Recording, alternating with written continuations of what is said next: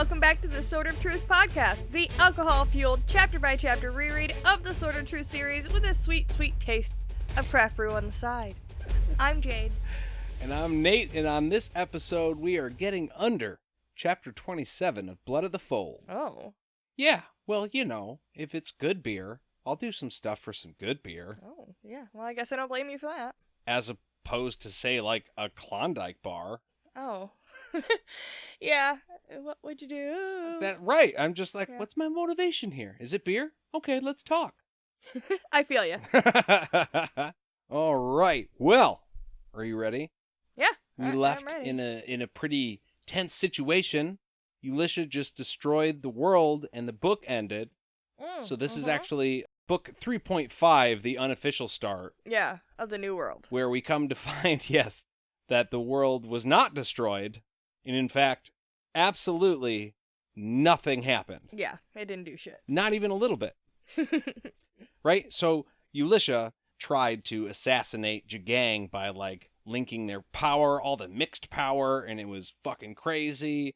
And it was this huge build-up, and then she released it, and the chapter ended. So when we start, literally zero has happened. Yeah. And I kind of wondered, and I know we haven't even started yet, really, but what did she see that made her believe that the world was done? I think everything went black, and it was just such an intense, like, oh, that was a lot of fucking magic, dude. Like, from the effort? Yeah, I think she just, like, holy shit, that was a lot. She browned out a little bit? Yeah. Isn't that what it's called when you're, like, conscious but you can't see? Yes. Or whited out? Grayed out? I don't know. Pilots know the answer. If you're a pilot, let me know. But okay, that makes sense, because literally zero, nothing. Yeah. They're all just right there, Like, as if it was all in her head and it didn't even really happen. Yeah, I think it just felt like it was an awesome display of power. It was a good try. Yeah. Well, Jagang, still sitting there, eating his greasy, suckling pig. He lazily tells her that her magic is released just as quick as a thought. Or maybe he's trying to say, you just don't put that much time and effort into it, right? Well, he uses the time in between those thoughts to do what he does, which apparently rendered all of her power useless, right? They might as well just be statues chasing him. He is so far ahead of them. He's like the Flash. Exactly. They just don't have a chance. You're not going to win against that guy in a foot race. No. I'd make him earn it, though. I'll tell you what. Well, I wouldn't catch up. He'd have to take me to the hospital. It'd be a whole thing. Oh, but, yeah. Jagang also informs them that he left their little link intact. That's the mixed magic, because he wants them to feel what the others feel. So the threat there is that he does to one sister, another sister will feel it. Yeah. All of them will. Yeah, he's using the thing that they were going to use against them. And implies that it's not going to be great. Right, and that he's in total control of it. He can use it if he wants to. He can break it when he wants to. It's like, I'm in charge, and now I'm going to teach you a few lessons, which is never a good sign. No. For the baddie to say. Ulicia asks how he slips in between her thoughts, and he explains it, although it's still confusing, right? He's like, oh, I do all this. I'm basically smoke in a rat's butt. Or just, it's weird, right? He explains people are not their bodies, but they're just their thoughts. It almost seems like an empowering statement at first, because it's like, it doesn't matter if you're small or big, or like, if you lose your leg, you're not less of a person, are you? So you're not your body, but you're your thoughts. But then he goes off on this weird tangent about how that's why he can slip in between your thoughts and be the bad guy. Yeah, I don't know. It was weird. It was a weird thing. I just pictured the old man from A Christmas Story after he wins the thing. He's like, mind power, see? Yeah. Well, that explains it. That's all you had to say. Yeah. I just do some stuff. I'm just amazed by how many people try to go through all this explanation shit when they're in a world with magic, and they could just say, magic. Yeah, my magic works differently than yours. I can do this thing. That's basically what he's saying. But in between these thoughts, there's just nothing. Brain dead. But that's where Jagang comes in. He's like a shadow, like a wedge in a crack. eventually spreading the time for him, right? So he has all the time he needs, kind of like Kaylin. Yes. I think the thing that's confusing about it is because he's saying that you are not your body, you're your thoughts. But then he also goes on to say that those thoughts stop and he can, like, they pause and he can slip in between them. And there's nothing in between that. So do you cease to be a person when you, like, aren't thinking? Like, that, I think that's where the thought process for this gets a little bit confusing. I don't know. Maybe he's subconsciously telling them, right at the moment where you're nothing, I'm in control. And then I have control. Yeah. In a weird, I don't know. But he's mystic and scary looking, and apparently he did it, regardless of how he did it. He did it. Yeah. So that's not good. Armina asks what he wants with them, and outside of his other uses for them, he says they have a mutual enemy, Richard. Surprise! Now it's not just as simple as that. See, Richard did do Jagang a couple of favors by destroying the barrier, and then the sisters actually helped him by making him return balance to the world when he stopped the Keeper. So they both done favors for him. Unwittingly. Yes. Unwittingly, right. They didn't want to, but they did. So he's like, okay, I can use this situation to my advantage. And of course, like everybody has to do... Bad guy monologue! Bad guy monologue! Now I'm going to lay out to you my ultimate plan. You see, he has seen man's potential in their dreams. And magic, guys, that's the problem. Mm-hmm. You guys would be fine if it wasn't for this magic shit. I wouldn't have to abuse people and enslave them if it weren't for all this magic stuff. Yeah, that's how he's getting rid of it, man. Gosh. He's got to make it right. He is going to get rid of the magic and then reduce the creator and the keeper's influence because they're pretty much what fuels the magic here, right? Mm-hmm.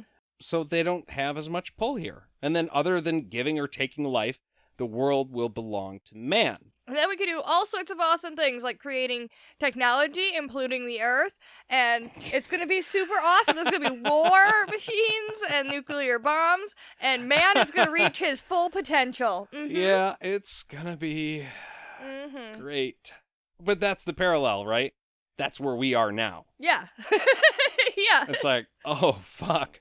Now, the funny thing is that, well, how do you put this delicately? Apparently, in our reality, Jagang has won.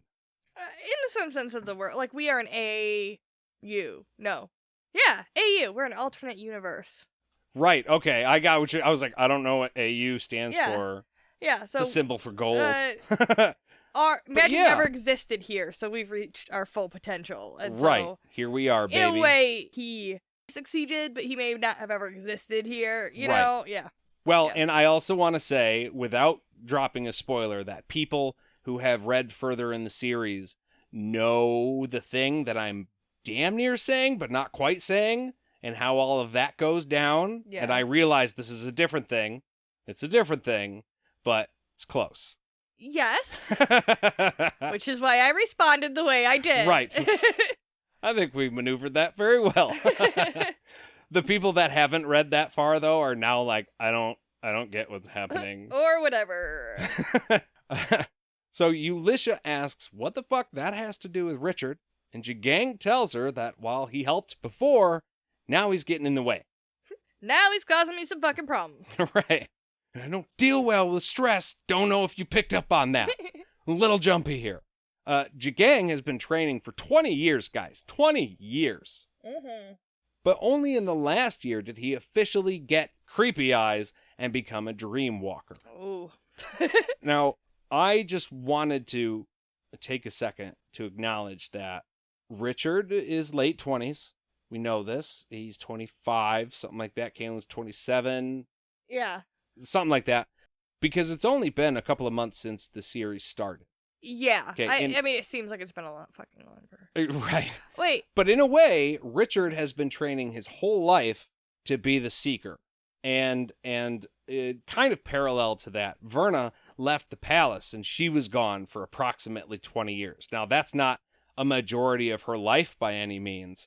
But, I mean, Zed trained his whole life to become the wizard that he is. Addie, her whole life to become the Bone Woman. I have a point to this, I promise.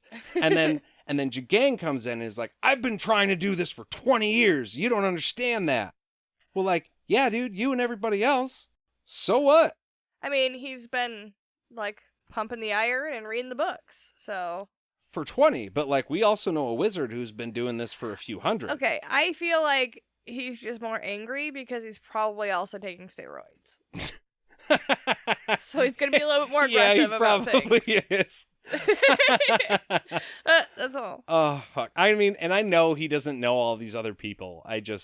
We're in a book where people's lives are stretched beyond regular time. Yeah.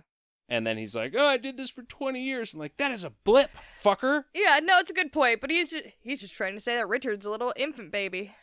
A little infant baby.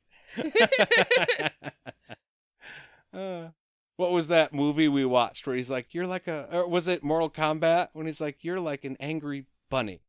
Useless. Yeah, I think that's what it was. Okay, sorry. We'll get back on track here. Dreamwalkers were weapons made out of people by wizards. Jagang won't make the same mistake by making weapons with minds of their own. Even though, I mean, he kind of is. Yeah, I was like, right? But what? He explains, though, what he's trying to say. Right, yeah. I was like, but you're doing that, though. What?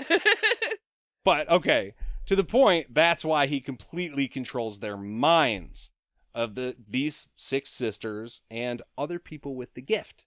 And that's important. See, he doesn't have as much control over people who are ungifted. They need that spark of magic for him to grasp onto to get into their mind. Yeah. So... But once he has their mind, it's his. It's total control. Well, we talked about the spell, the death spell, for Kaylin, right? Who knows if it's going to work, but if it works, it's going to work really fucking well. Yeah. And there's other examples of that, too. I can't think of them right now, but... Well, you know, the beer, it's good. But yeah, that's kind of what it was. Yeah. And much like me rambling on, Ulicia wants Jagang to get to the point. Sorry. I am really enjoying this beer, and it's my fault, totally. I accept that. But instead asks how he knew all of this. He tells her that he found an archive in Alter Rang. And we know that that's the name of the city that's like the capital of the old world, right? That's the one, and that's means the chosen people. Yeah. Right? So he found this in the archive there. He also found out about the ancient shield passed down by the Raw line that Richard is using now. So he did go down there and he studied up. He's clued in to the shit Richard's doing. Yeah. Just pressed iron and read books. Yeah. He probably had somebody read them to him while he was doing it. It was probably the first, like, audible experience. Really? No, we talked about that. That was Richard with the Book of Counted Shadows. Oh, yeah. So, but a very close second. Yes. We'll say very all close right, second. Yeah. It's catching on. Yeah. Oh, definitely. This is where it started, guys. Oh, I was going to add a joke about Emperor Bezos, but I won't. Okay. Okay. And we know that Richard, if he's protecting these people from Jagang, that's no good for him. He wants to be able to use these people. There's a lot of magic people in Dahara. A lot of magic people who are protected by this shield. Yeah, I mean, the barrier's down, so he is, like, unrestricted access now to the new world, but Richard is now creating a new barrier in the way of the shield. Exactly. And that pisses Jagang off, and we know he can't handle it because, he's Royden, and that's never good. Yeah. Jagang wants him and the Mother Confessor handled. I don't even care how it's done. Just fucking handle it. He also adds that he's pulling strings over there, trying to get them in his hand. So everything we've read about Richard right now, and even Kaylin, we haven't been with her a whole lot. We don't know if there's people around them that could be potentially dangerous. I think that we do know with pretty good certainty about a couple things, though. We don't know about Kaylin's situation.